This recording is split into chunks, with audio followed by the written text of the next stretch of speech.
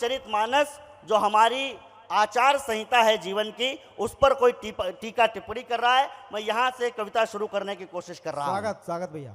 कि रामचरितमानस जिसको हम 24 घंटे गाते हैं, रामचरितमानस जिसको हम 24 घंटे गाते हैं, रामचरितमानस जिसको श्रद्धा से शीश झुकाते हैं, रामचरितमानस सामाजिक समरसता का दर्पण है, रामचरितमानस मानवता का ही जीवन दर्शन है। छोटे वानर भालू से पर्वत हिल जाता मानस में, जीवन की हर समस्याओं का हल मिल जाता मानस में। नारी के सम्मान के खातिर यहाँ गिद्ध मर जाते हैं, वानर भालू मिल करके सागर पर सेतु बनाते हैं। पूरी दुनिया का कौवा बस कांव कांव चिल्लाता है, रामचरितमानस का कौवा मीठी कथा सुनाता। अरे जिंदाबाद, वाह कमल भाई वाह। और अगर रामचरितमानस की कविता है तो बीच में संपुट भी आएगा। पूरा सदन मेरे साथ संपुट के लिए तैयार है? जरा सदन बताए मुझे।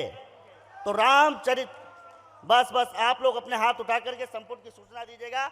पूरी दुनिया का कौवा बस कांव कांव चिल्लाता है, रामचरितमानस का कौवा मीठी कथा सुनाता है। तो सरयू के जल की जय बोलो, अवध धाम की जय बोलो, रामचरितमानस के नायक प्रभु राम की जय बोलो। वाह। कर्म सही तो मानस में राक्षसी भी मां कहलाती है, त्रिजटा नाम राक्षसी एका, रामचरण रति निपुण विवेका। कर्म सही तो मानस में राक्षसी भी मां कहलाती है।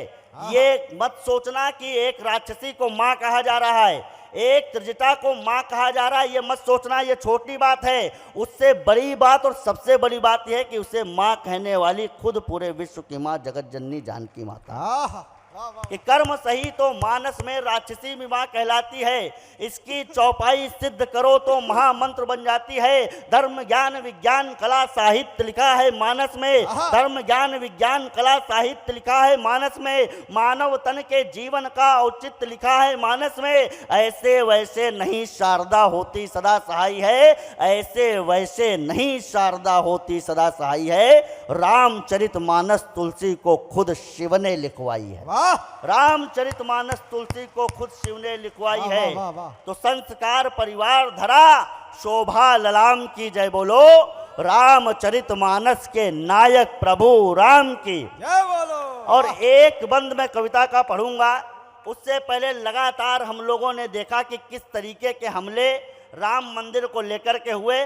कुछ लोगों ने कहा कि हम इसे बम से उड़ा देंगे, तो जिन लोगों ने कहा मंदिर को बम से उड़ा देंगे, मैं उन्हें बम की असली परिभाषा बताने जा रहा हूं। जरा इस बार कोलाहल मेरे इस बात को लेकर के बताना कि ठीक तरीके से परिभाषा बताइए।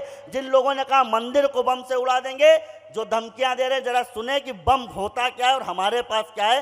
तुम्हारे पास बम है तो हमारे पास क्या है? अरे शेरनी की नस्लें सियार नहीं पैदा करती। वाह। जरा खुलना तो चौथी पंक्ति पर ये बताना मुझे कि ठीक कह रहा हूं। अरे शेरनी की नस्लें सियार नहीं पैदा करती, भारत माता बेटों को गद्दार नहीं पैदा करती। कभी भेड़ियों के मारे से चीते नहीं मरा करते, कभी भेड़ियों के मारे से चीते नहीं मरा करते। हर हर बम बम जपने वाले बम से नहीं डरा करते। वाह। अरे जिंदाबाद, वाह कमल भाई, जियो जियो। वाह।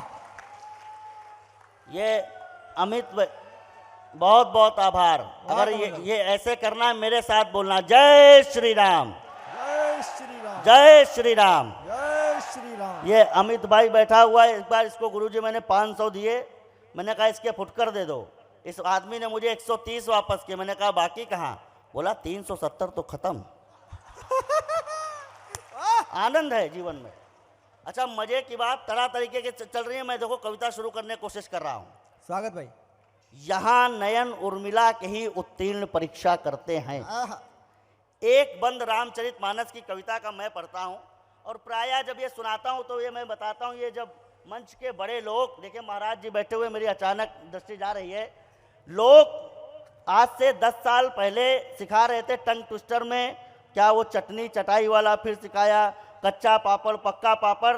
लेकिन जब महाराज जी ने हमारे शास्त्रों से मंत्र निकाल करके बताए तो दुनिया को पता चल गया कि इससे बड़ा टंग ट्विस्टर का खेल पूरी दुनिया में नहीं हो सकता है। एक बार जरा महाराज जी के लिए तालियां होनी चाहिए। मैं कहीं पर और अपनी कविता का रथ ले जाऊं, लेकिन गुरु जी ने कहा था कि अगर कोई आंसू कवि हो तो जरा इस पे 4 पंक्तियां सुनाए। तो देखो, हम आंसू कवि भी हैं और बहुत धांसू कवि भी हैं। और मजे की बात यह है कि मुझे 70 से 80 आंसू कविताएं 30 साल से याद हैं। 30 ही साल उम्र है, पूर्व जन्म का याद नहीं है।